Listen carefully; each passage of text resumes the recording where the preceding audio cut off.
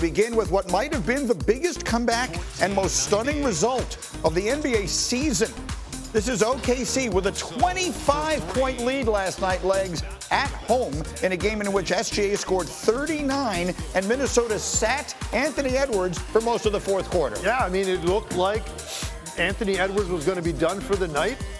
Minnesota's kept playing. To their credit, Oklahoma City contributed mightily to this situation. But look, Minnesota sensed right here they had a chance to get back in this game and win the game. Naz Reid, a big part of putting this comeback together. And again, with Edwards watching from the bench, his team goes on a 16-0 run with 15 seconds left in the game. It was McDaniels there forcing overtime. So now we're in the OT. Here's Caruso, up and good. OKC's got a 1-point lead, but a wild sequence with 30 seconds left. Yeah, this is wild right here.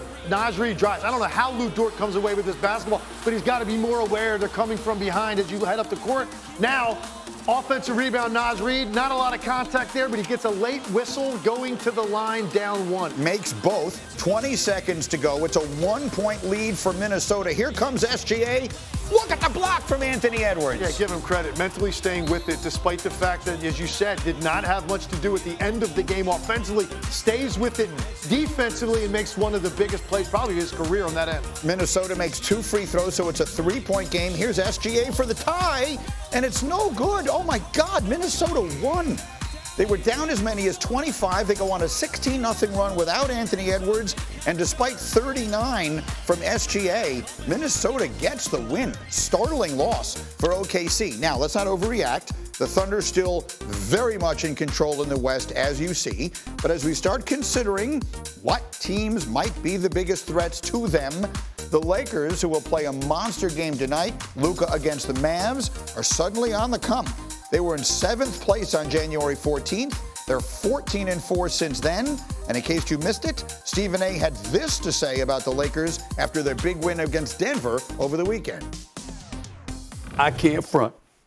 The Lakers looked marvelous. When JJ first arrived, we knew it was an upgrade from Darvin Ham offensively, but downgrade defensively. Now we're seeing the Lakers come along defensively in a very, very impressive fashion. And if that continues, oh, there's no telling what they could do in the West. They could make some noise. So I got to stand down, Shay. I got to look at the Los Angeles Lakers and go like this. Yo, these brothers got a chance. They got a chance to legitimately win the West. A chance to legitimately win the West. Alan Hahn, agree or disagree?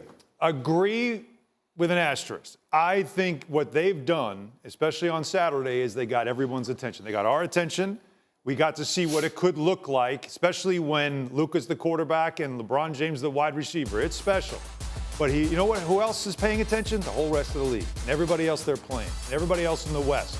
Because it's a new dynamic that now you have to watch film and adjust and see what you can do to stop them. And the one thing that you know, they're going to want to run. They're going to have to run. They don't have spacers and they don't have size. So that's going to be something to watch. But they have our attention. There's no question you can't count them out because you never, ever bet against LeBron James. I like the question that's on the screen, Legs.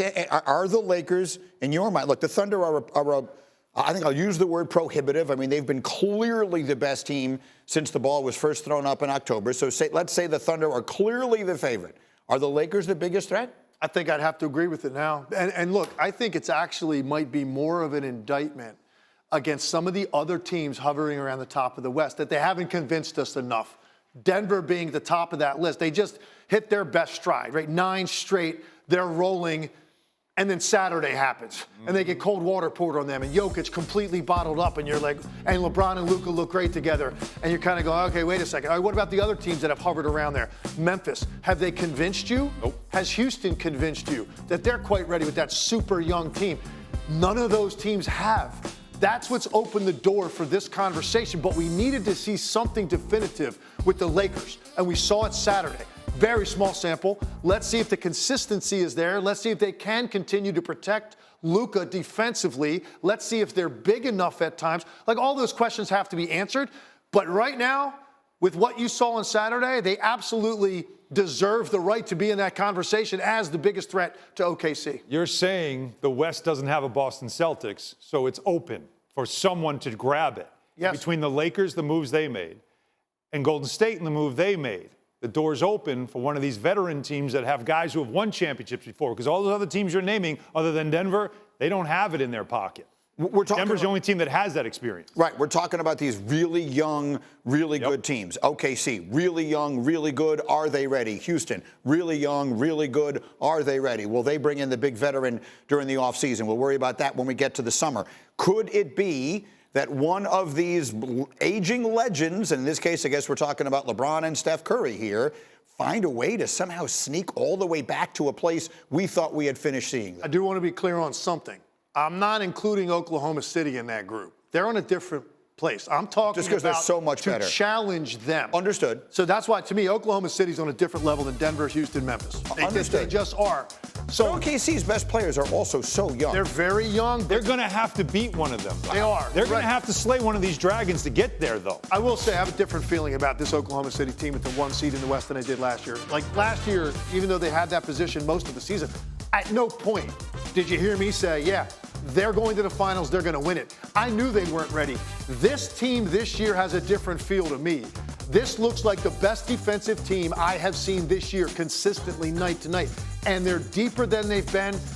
The emergence of Aaron Wiggins as like an additional high-powered scorer gives me more belief. So I have a lot more faith in Oklahoma City this year than I did a year ago. But the question is, will it be enough if you catch a hot, blended Lakers team heading into the playoffs? If you have to play that team at some point down the road, all bets are off potentially, but I got to see more out of the Lakers. I'm with you. OKC is the best team. Of that, there is no debate. The question is just like we see, this is the NBA is a place where you got to sort of keep climbing the ladder, and then it becomes your time. Is it their time? We're going to find out in May. I do too. I got to get my notes. For Deez Notes. So you ready? Here we go. The first of Deez Notes involves the Lakers.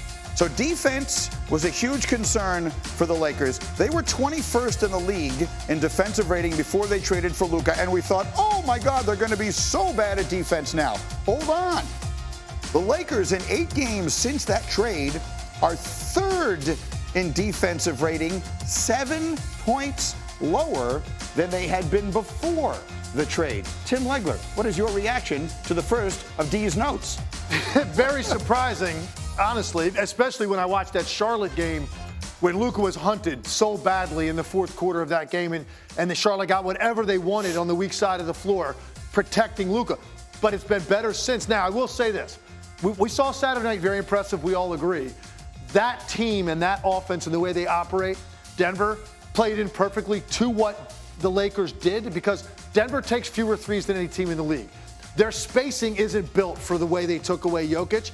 Let's see what happens, because it's too small of a sample size, when they play a team like Boston, which they play March 8th. That'll give you a better indicator. A team like that can spread you out all over the floor with that much three-point shooting. I want to see more of that out of the Lakers, that kind of challenge, before I can make a determination. This is championship caliber defense. Do you know that on court, Luka has a better defensive rating with the Lakers than LeBron James?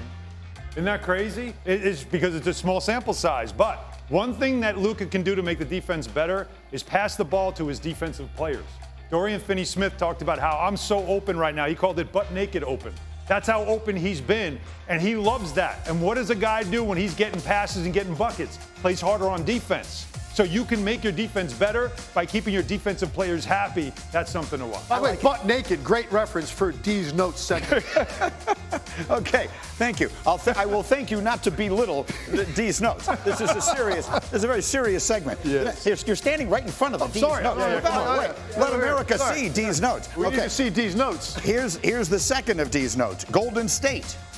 The Warriors have been looking for help for Stephen Curry, and they have found it in Jimmy Butler. Before Butler made his debut, the Warriors were minus 90 with Steph on the bench. In the 6 games since then, the Warriors are plus 30 when Steph is not on the floor. Hahn, was Jimmy Butler the missing piece in Golden State? And that's exactly what Draymond Green said. He called him the missing piece. What now Steve Kerr can do is stagger his stars. He always has a primary scorer on the floor, somebody you can play the offense around, and it's a different look. Steph Curry perimeter, Steph Curry running off screens, Jimmy Butler mid-range, Jimmy Butler getting the free throw line. They are getting to the free throw line since Jimmy Butler, almost top 10 in the league. Before him, bottom third in the league. So they're getting more free throw attempts because that's what Jimmy Butler brings you. And their offense is better because there's always a primary scorer on the floor. There's another component to Jimmy Butler that I don't think we all took into consideration. His ability to understand like how to find open spaces, and because of his IQ and his passing ability, it fits into their offense. If he was just a guy that the only way he could operate was give him the ball, let him have a side, and clear out, I don't know that that would be exactly what the Warriors needed. They needed something a little bit more complete. Number one, he guards, but number two, he not only eats up free throws and the mid-range, he's able to blend into their continuity and flow without disrupting anything because he understands where the ball's supposed to go next at a really high level. That's what I've been most impressed about in their half-court offense, and what a blessing this has been for Curry. So again, Steph Curry perhaps with a chance.